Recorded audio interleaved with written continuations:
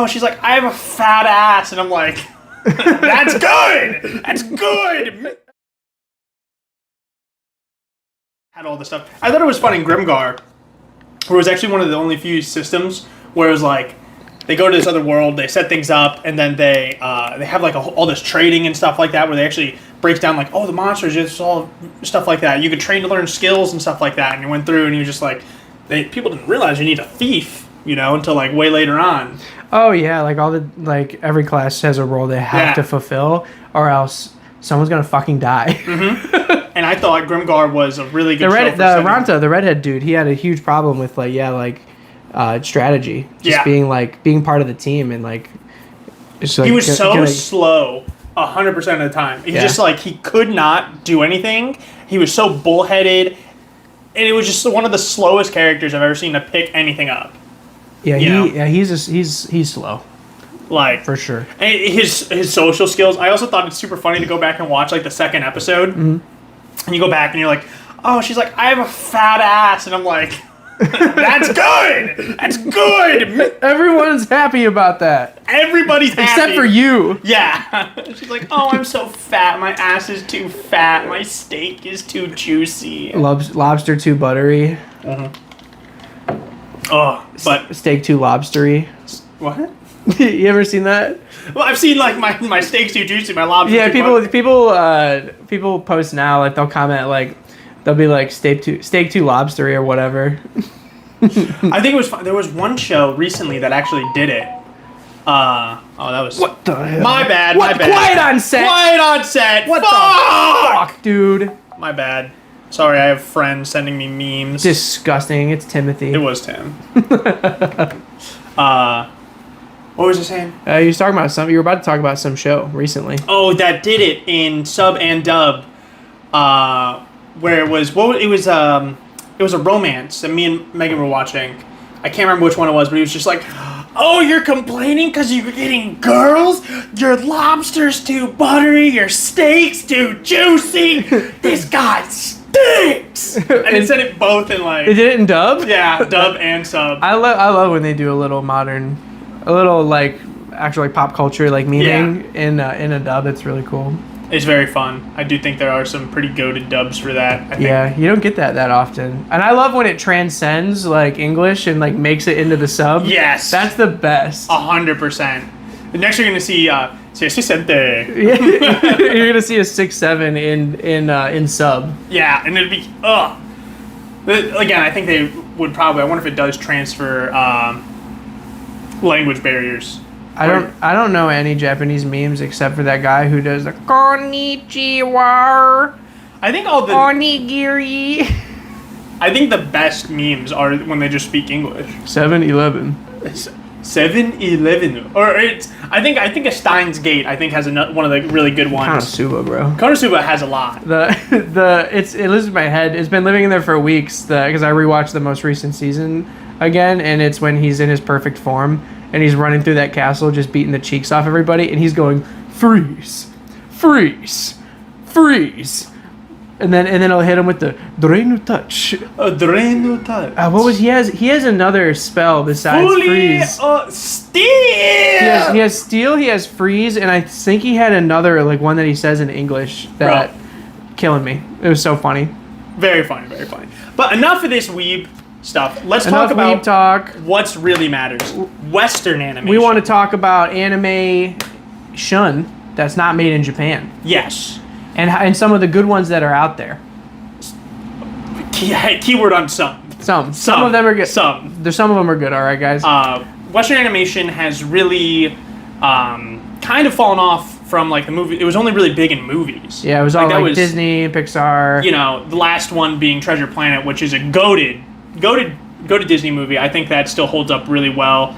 And Atlantis was another last one that I saw that was again. Well, I don't know the timelines in my head, but you were still getting like Lilo and Stitch and like really nicely beautiful animated 2D stuff for a while. It was all cut. It was cut after 2000. Boom. It was Shrek. Shrek. Oh yeah, Shrek and like Ice Age. Yeah, it was 2000. CGI killed like nice Western cartoons. Because I think Lilo and Stitch came out in 2002, and they had to edit the scene where it was the spaceship flying through, originally was a plane. Came out in 2002. Oh. And they couldn't. No, why did they have to change that? Could you remind me, why would they have to change that? Something about maybe a small terrorist attack that happened in like New York or something, but I can't remember. Never heard of it. Never heard of it. I think it was like November 11th or something like that. Pearl Harbor Day. Oh, true. I think it was probably Pearl Harbor happened, and then they had to go and change the animation. 100%. Had to do a little bit of retconning. But after like Shrek, we went to that full like 3D, and I think it's so funny now, where even with like since software's progressed and stuff like that so much, that Shrek was such a pioneer, and it was such a like objectively like a dog shit project that a lot of animation can't replicate the animation that they did now, because everything's smoother and buttier and it's like prettier, and Shrek was so ugly and grimy. Super ugly. He was an ogre, bro. Yeah, he was an ogre. Some of you may live, some of you may die, but that's a sacrifice I'm willing to make. That scene's iconic, dude. And it's a chair. It was so good because it made so many like. Shrek had all these crazy shouts. I don't remember which one it is, but do you remember the one where they do cops? 2. Yeah, where they're doing the cop scene and they're running and they have like Donkey or Shrek and they're grinding pepper into his eyes. Police brutality! Fucking crazy. They have the cat. It was Puss in Boots, and he's like in a corner, tries to do the cat thing, and they just grab him with the fucking stick. Oh shit! They got him with the pole. Yeah, with the pole. That one was really good, and I think I love that. Another movie that kind of holds up too is like Baby's first horror movie, 9. That was again around that time, along with Robots. My first horror movie was It, bro. I think I just watched It. I remember 5 years old. I remember The Exorcist. That was mine. It was horrible, but I think bringing kids into the horror movie was an animation. 9 was again very beautiful movie, horrifying. If you took your kid to see that movie, you're fucked up. That thing traumatized me. Soul splitting up. Who needs 9 when you have Bridge to Terabithia? Yes, but that's where your childhood trauma that's comes also from childhood trauma. If you live in the United States and were in elementary school in the mid to late 2000s. Yeah, you want to talk about your friend just like you going on vacation one time. She goes, you don't tell her that you went on vacation. She goes. You don't go to the creek with your friend one time and she dies. And she fucking dies. She fucking snaps her neck and drowns. Good times. Good times. Good time. I mean, I look back at it fondly. Yeah, and then he has that big moment where he takes his sister into the woods with him and kills her. And just kills her. That's what happens. That's what happens if you haven't watched Bridge to Terabithia. That's what happens. He does kill his sister at the end. It's really dark. I can't believe they showed it to me in 3rd grade. It was pretty funny. But Western animation, you move away from after that hard cut off of like 2001 and forward. You have Toy Story, all this stuff. Disney kind of immediately drops it, and it becomes like the norm. Just a cartoon. Yeah. Like it literally becomes like.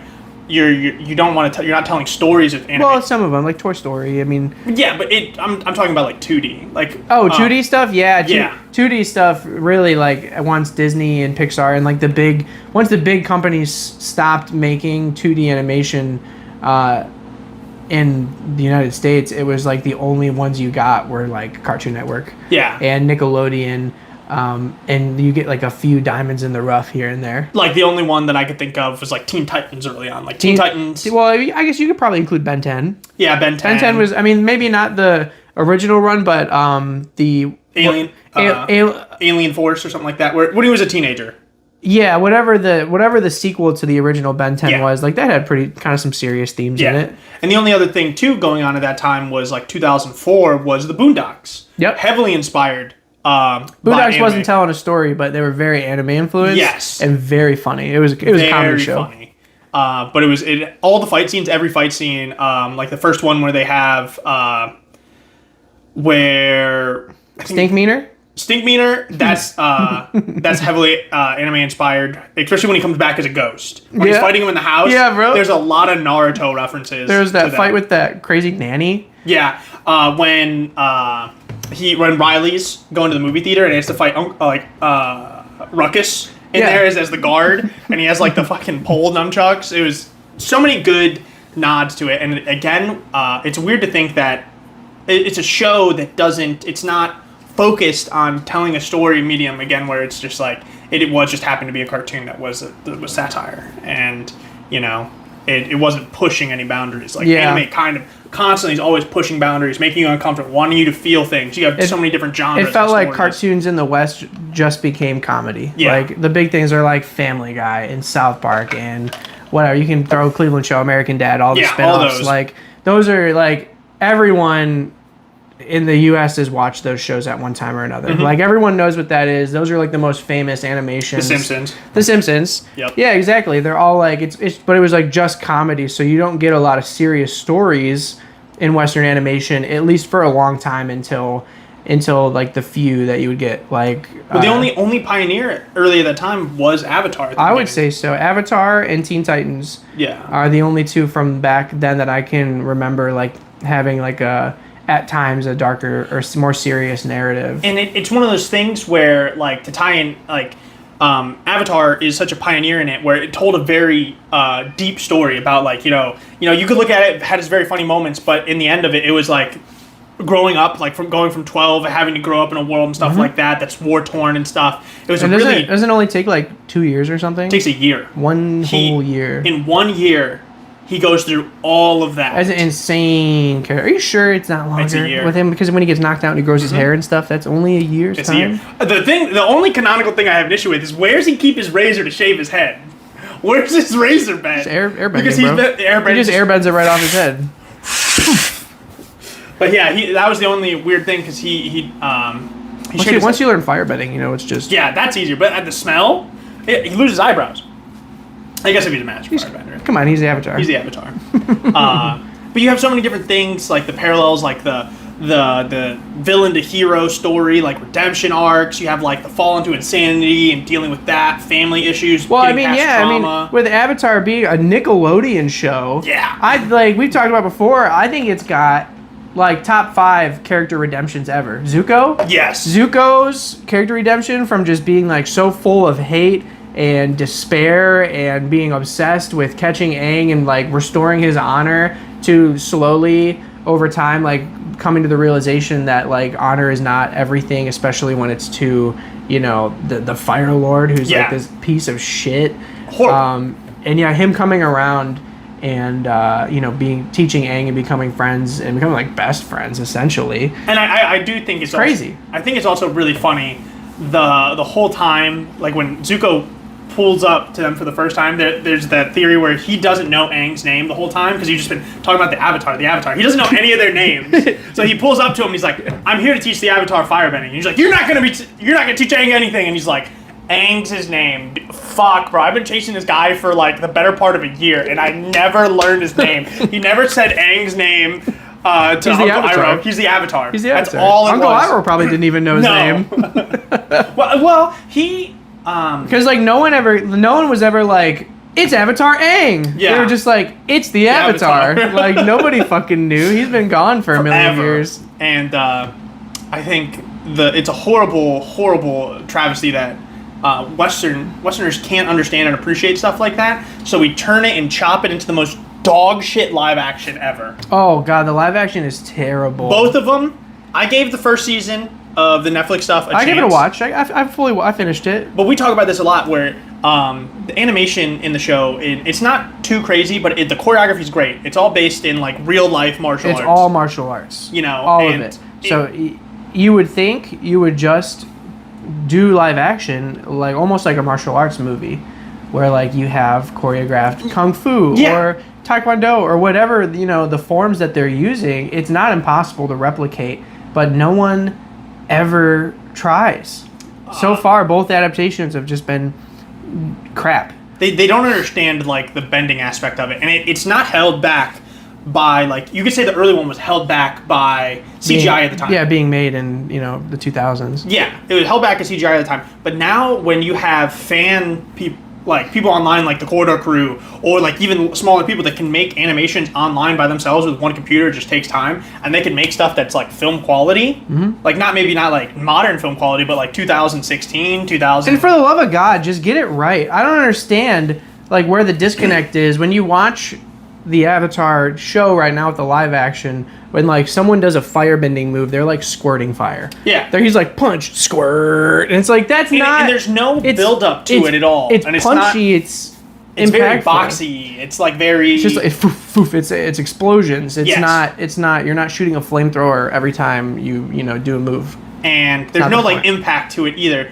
Where it's like, I think the interesting thing about firebending in the show is since it's magical, it'll hit you, and it won't like immediately just burn you alive. You're not gonna get blisters and stuff. There's an impact. There's an impact. An explosion. Yeah, So like it's you're like getting. a force. You're not just like getting burned. Yes. You're getting punched. Yeah. With like a force. Yeah, it's like the punch dimension with its eyeball. Yeah, it's from the X-Men. punch dimension. It's Cyclops' punch dimension. But the other thing in the story-wise is Westerners can't appreciate a story. So with the live action now, we have the whole template's there. The whole template for the story, all the beats and stuff like that. You can add some funny stuff, but how about no? They're changing all the characters. What if we did hear me out? What if we did our own thing? Zuko's a piece of shit. What if we did our own thing? Zuko is kind of unredeemable. I see this story that you've made. I've seen this perfect story. I couldn't get past certain parts of this live action because I kind of tapped out after Toph. They fucking like earthbending. I've seen some clips of that. Earthbending. Also, her outfit looks like shit. Dog shit. She looks terrible. Horrible. She doesn't look like Toph at all. Doesn't look like Toph. Doesn't have the punchiness of like that. She doesn't have the gritty charisma of Toph. You know, Toph is tough so girl, bro. fucking tough. Like she was one of the best. You know, and also she's literally covered in dirt. Yes, like gritty. You know, like she's actually covered in dirt. They made the blind girl be able to read and write kanji. She can feel it, dude. She can feel the kanji. Yeah, she felt they pressed it all up and they felt it and they taught her and stuff like that before. Like, get out of here. She got earthbending with her feet. She was giving Aang messages under the table. What, she was kanjiing with Earth? Yeah, with the Earth? Come on. Yeah. Come on. You remove the whole like comedic element of all the times that she can't fucking read. Where it's just like, give me that belt. Boom. It's ridiculous. And then when they're flying on Appa, I don't even know if they did that. That's one of the best Toph bits. And it's just like, there's the library. Really? And everyone's like, is what it would sound like when one of you sees it. She did like, you can't see me was fucking her from the beginning, bro. Yeah. Let's get rid of all that comedy because she can read and write now. The other issue is the biggest thing about the what are you doing, Cat? He's doing something bad. Twiggy, hey, go mask him. I'll hold him off for a second. Him. We have there he goes. Get out of here. We have a demon cat that's in here. This is one of the cats that you got. You know, you find out in the streets, and it turns out it's defective. It's true. It turns out to be a demon. Yeah, actual demon defective tree cat. Toph in the library. One of the big things is it's in a desert. It's in a desert. For some reason, the library's in some woods with some stones and stuff like that. I've only seen clips. Wait, it is? Yes, I gave up. Up because when she's holding up the library, it's on stone platform. She's holding up this like stone platform, and the whole thing about it being in a sandy desert in the middle of nowhere was that, you know, she can't see. The issue was she's going through that whole scene and she can't see. And so she knows there's something horrible happening behind her. She can hear it, but everything's super fuzzy. So she drops the library. She stops it from fucking. And she says, "A boom boom." And she throws out some sick move. She throws out full force. And then I see the clip all the time, and she's holding it up. She's like, and then she goes, and then I'm like, bro, no, you need to have her turn around, throw out some fucking rocks and sand at people that she can't see, blow up some things, and like have a really impactful moment because she's there and she starts bawling because she's like, if I move from this spot and I don't hold this up, my friends die. Mm-hmm. My friends actually die. And then I've seen clips where Aang comes out and he's not even pressed, the op is gone. I have seen that too. Yeah, I've seen some clips where he goes Avatar state for like a couple seconds. That's it. And I'm just like, he chills out. The fuck are you doing with my characters? He doesn't even. So there's a point I've seen the clip where he's like, Katara's like yapping about something, and he's just like, I don't care, and I'm like, Aang would never. Aang would never. Would you shut the fuck up? Shut up, you stupid bitch. And you said that Zuko doesn't even free Appa. No, Zuko does not free Appa. Do they even see each other? I don't know. Does he see Appa and then he says, "No, I'm gonna leave you here"? I don't know. So the thing is, I gotta finish watching it and stuff like that, because like It's just so frustrating. I have no One desire. of the biggest things about that is Zuko starts his redemption here because he goes through, he's doing the blue, like, he saves Aang before they get there as the blue spirit. Remember it? Like when Aang goes in and infiltrates and stuff like that, and he saves him the first time. Against the archers, right? Yep. Yeah. And then you come through, and he doesn't start doing the blue spirit thing in the city and stuff like that, and he's going around, and he's still looking for the Avatar and stuff like that, but he's trying to move on, he's trying to date and stuff like that. And then him and Iroh have this crazy moment where he's like, who are you gonna be? Like, him have this big blow up. If they didn't fucking save you in the desert, if they didn't, you go and all this stuff half-baked, you're so fucking full-hearted. And then he just like starts to break down, and he breaks down to Iroh, and he's just like, oh, he's gonna move on past this. And then he fucking helps his sister later on. Yeah, because he kind of starts to like go through that horrible. I mean, remember when he's like going through like the night sweats? He's having nightmares. Like he's like out of commission for like a couple days. Like he's just like in like a crazy like spiritual coma, trying to like come to grips with who he is and like what he really cares about. And he kind of comes out of it thinking like, I could kind of just chill in this tea shop with my uncle. Yeah. I think that's could maybe not be so bad. And then Azula shows up and totally sucks him back into this, like, sucks him back into evil dimension. And then he goes on this, like, and you realize that, oh, he's not a horrible dude, because he goes on that, he goes out by himself, and he sees that pregnant family, he sees those earthbenders, and they're fucking, like, traveling through the desert and stuff like that, and he's like, I could steal their food. I'm fucking starving. I could steal their food, but he realizes he's pregnant, and he's like, I'm gonna do this violently. He goes to his sword, originally. He goes to his sword, realizes he's gonna fucking put these people in the dirt, and then he's like, I'm not that man. I'm not stealing the food. I'm gonna let these people be. And he goes on. He steals the food. Monster. He steals the food in the live action. Oh no. He steals the fucking food in live action. Well, I know the one. So I remember in the show, the bad thing he does in the animated show is he doesn't take those people's food. He steals from the people that housed him. You remember that? Like he steals their land bird thing.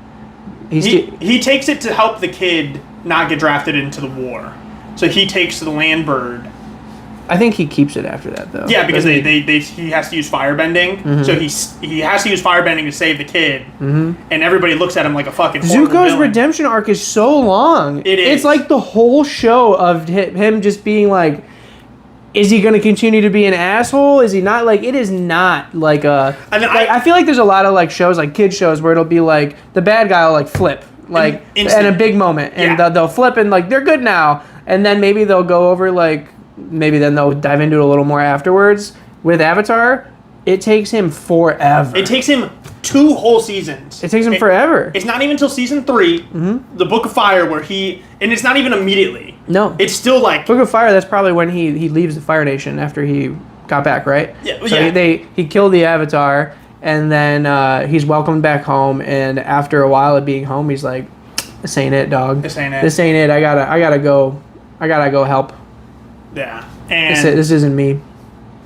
It's such a heartbreaking, like, what they're doing to the show, and I can't just rely on Grillip's. I gotta finish watching out. I gotta thug it out. But I'm not doing it. He's stronger than me. It's so frustrating because it is one of the pillars of Western animation. Of like, this is it. It led to the inspiration of. Like, it made people understand. It's like how Berserk has terrible adaptations. Yes. Like, it's one of those kind of tragedies where, like, Avatar, the original Avatar is so good.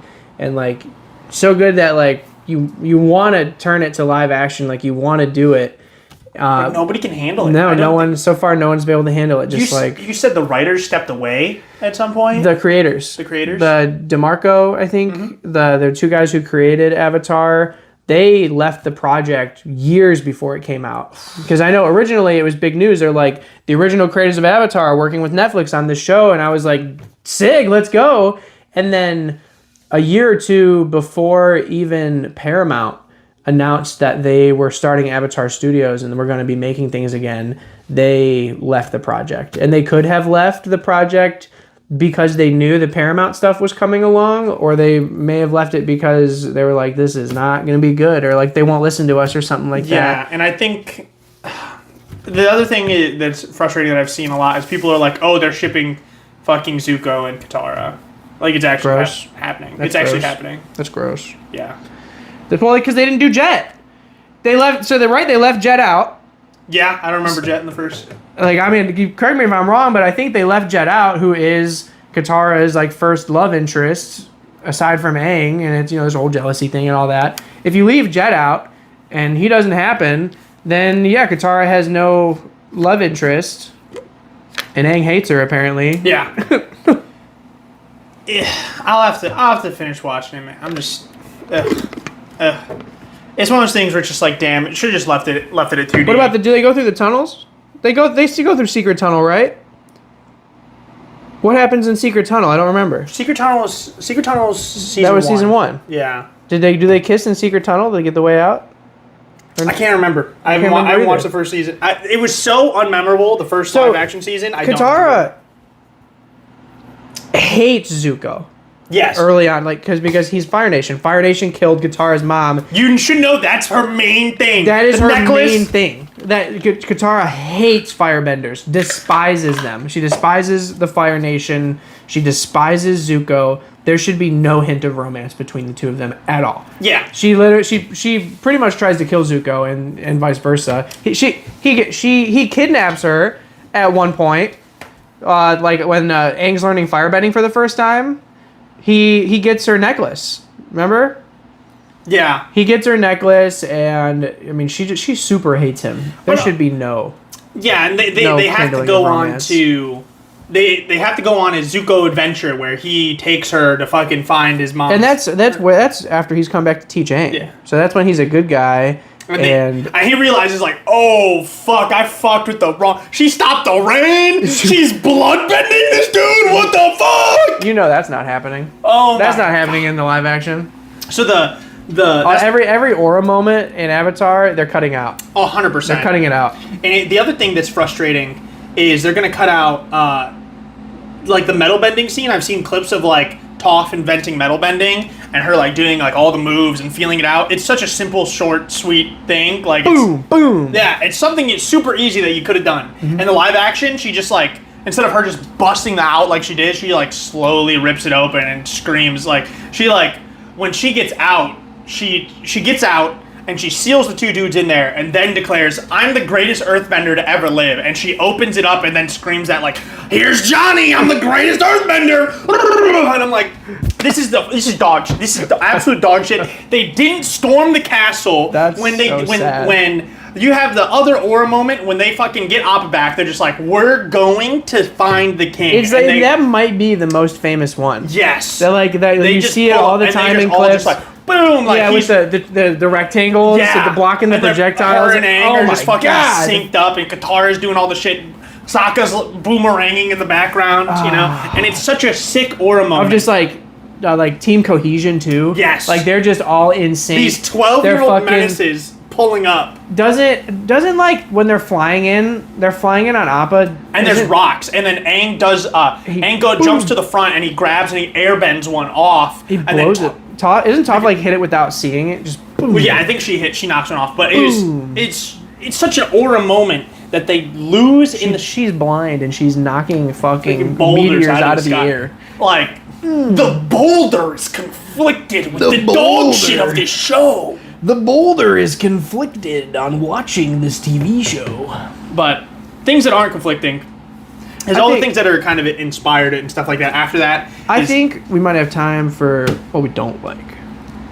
Oh. Well, I think we may skip. We may say that for another time. Okay, we'll talk about some golden era. I think Netflix does get some animation right. They absolutely do. Who doesn't get animation right at all is fucking Amazon. Well, they're hit or miss. They have two. They have the Vox Machina show, which is pretty good. It's very that I think early Avatar cartoony. That comes through their own people though. Yeah, like Vox Machina I think the Mighty Seven's better. Oh yeah, the Mighty Nine. Mighty Nine.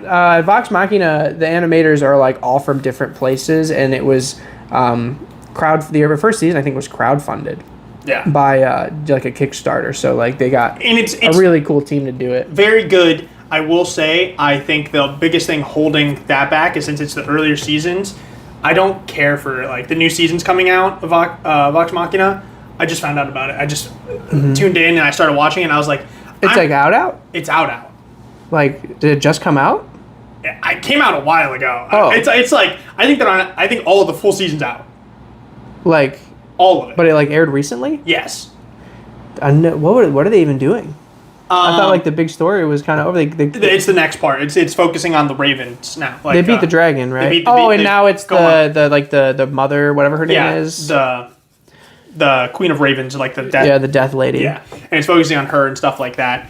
And I just think the story is, but I think it's fun. It's more interesting to watch when they kind of like when they get to the Mighty Nine. I think that's when they really appreciate a story more, and I think that's Mighty Nine is fun. I think I like that campaign a little bit better. But I mean, it is just better. Yeah, it is just because it's their second time doing it. Yeah. They're just better at it. Yeah. Let's talk. Side note: Critical Role, amazing. Love them. Watch them. The new season where Brennan Lee Mulligan is being the DM, fantastic. It's good stuff. Absolutely fantastic. It's good soup. You have 6 weeks to catch up. They just finished their first 31 episodes, and then they're coming back in. They're giving me time? You have 6 weeks. They're giving me time? 6 weeks. Okay, let's go. I'm going to catch up. Yeah. It's, so... But what we really want to talk about here at the end is our incredible disappointment in the Invincible show and how it's been handled. Because we're both huge Invincible fans, comic readers. It started with The Walking Dead. It started with me with The Walking Dead, and you told me about Invincible. Yeah, it was same deal. I was reading Walking Dead long before I ever knew what Invincible was, even though they actually happened at the same time. He was writing them both at the same time. But, yeah, we are big Kirkman fans. We love Invincible. Season 1 was incredible. Yeah. Like when Season 1 came out, we were yapping so much about it, and... I would have put it with like best Western animations. Like it would have been up there like with Avatar. Yeah.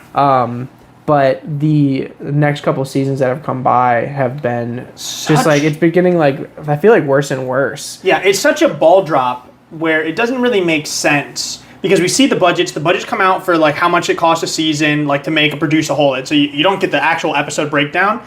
But when they pump out, it was really frustrating with this season where you see that how much it cost Japan to make their JJK season, you know, and they also, like, you want to take into account, like, voice acting, they're paying premium English dub voice actors to dub that the same week, and they're paying premium Japanese, they're paying double the voice cast with a quarter of the budget. Like, one episode of Invincible was, like, $2.1 million to make, and one episode of JJK was like $150. Yeah, and I just don't understand what they're doing production-wise. They have 3 studios working on it. So you can't be overworked. Like, yeah, you have 3 studios. They want to pump it out so badly that instead of like taking a year break and having a season come back after that, they hired 3 different studios to make different. It's not even like per season. It's like episode 1 is one studio, episode 3 is another. It's flip flops back and forth, and it's just not like there's like crazy like blunders. Yes. Like the last season where like the one Viltrumite just clips off. Viltrumite clips into off. The void. She just gone. All of a sudden, Mark becomes Paul for a second. What the fuck? How does that even happen? Paul. Like I'm like, are they using AI? Like how do you accidentally? How are you animating Invincible and he turns and you turned him into Paul by accident? And how do you even do that? It's like it's crazy. And it's so disappointing because Invincible is so good. The story is so good. I love it. So good. It holds up. It is. If you go to read it, it is a very 2001 story, so it has some things in there. But it's also very progressive. Like I think the handling of I can't remember the gay one. Oh, his best friend. Yeah. The handling of Mark's best friend is so much more real in the original story, because you get there and he, like, you know, Mark's a little originally put off. He's like, damn, ew, you're gay? Yeah, it's just like, he was kind of like, he's put off. He's like, oh, you know, and he's put off. I can't remember his name. Kenny? No, that's wrong. Kenny. He doesn't show up that much anymore. He doesn't show up anymore, but he's pretty pivotal in the comics. Well, it's him and his reanimated boyfriend. And he comes out and he has this reaction, but then he's like a day later. Where's Mark? Yeah. It's crazy. Where's Mark? Crazy. And he has this reaction, but then he comes back a day later. He's like, I was just a little weirded out. Like it's like eventually but then they put it all under the bridge. He's like, yeah, I'll be here all the time. Same thing in the comic. Well, is it Will? Will. It's Will, yeah, and they do the same thing in the comic where at first he goes. I'm only talking about the comic. Oh, okay. In the show, he just immediately accepts it, and it's just like, yeah, I don't even remember. It's just super, and it's just like, okay. I remember the comic better. Funny. Where's Mark William? Yeah, but it's just like man, 2 Williams are gay. Two gay Wills. Who copied who? Invincible did it first, so I'm saying. 100%. But yeah, he's all, ew, you're gay. But then he immediately starts making jokes about it. Yeah, and like they joke about it, and William's like, dude, you're not my type. Like, yeah, and it's super... William like calls him out, he's like, dude, stop being weird, like, I don't want to fuck you. Like, relax, you're not my type. Like, and it's such a normal, like, bro moment, where it's just like, okay, cool, you just learned something else about it, but I think it's more than that. It's so funny how real it is, because if you've ever, like, if you had a gay friend in high school who, like, didn't come out until at some point, it does feel that way a little bit. Where like if you have a gay friend that came out to you and then you're like, okay, I showed you my dick so many times. Yeah, it's like, okay, thanks for telling me. And then like I have had like gay friends make that joke, like, I don't want to fuck you, dude. Like, relax. Wait, but it's just it feels more natural. It feels like a lot more people would probably just be like, not I wouldn't say visceral is not the word I'm looking for, but just like more of a surprise. It's just like more child surprise, more realistic. Yeah, and I think that's it. And I think a lot of the realism is kind of lost in the show. There are things that are kind of cut out, like for the better. Pacing feels a little bit better. Sometimes. Yeah, they made with season 1. They made a lot of good choices, I thought. Yeah, they mixed things around just a little bit. I was nervous with them making Amber black because she becomes the worst character in the comics. She's such a horrible person. She sucks in the comics. She's such a horrible person. I was like, you can't do that. Like, if you're gonna you got to make your own character. That I felt like it was kind of like, I was like, this is a bad choice because she's such a piece of shit in the comics. And then if you change her to be black, I feel like that's coded. Didn't they do that with something else recently? They did. Harry Potter! They did that with Snape. They made Snape black. And there's so much context behind it where it becomes really weird. And that's what I was so worried about, is because, like, now you made Snape black, and now Harry's dad bullied Snape. And also Harry from day one is like, I don't trust this dude. Something about this guy. It's so crazy, and I don't understand why they make, like, it's such a... I'm glad the way they handled it in Invincible. Amber is so much more likable in the show. She's definitely better. Because it feels like the relationship kind of came to an end, where in the comics it was super messy. Yeah, and I remember, like, at some point he goes back and, like, Amber's boyfriend is beating her and stuff. And she was very much... Amber from the comics was not, like, a strong character at all. She was literally, like, a weak-willed, like, blonde chick who just would, let anybody kind of, like, push over. Anyone do anything to her. So she's definitely a much better character in the show. And I think that's, like,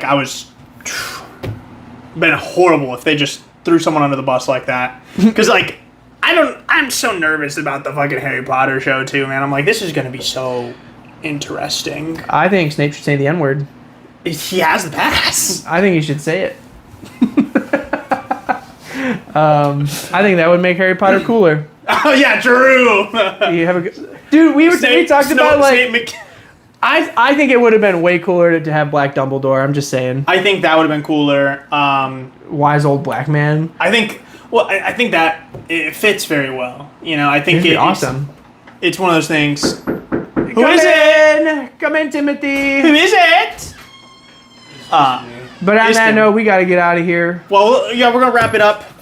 We're doing a bit of a movie night, so a little bit of cross platform here. But if you like this kind of stuff, like, comment, subscribe, and we'll catch you in the next one. Bye.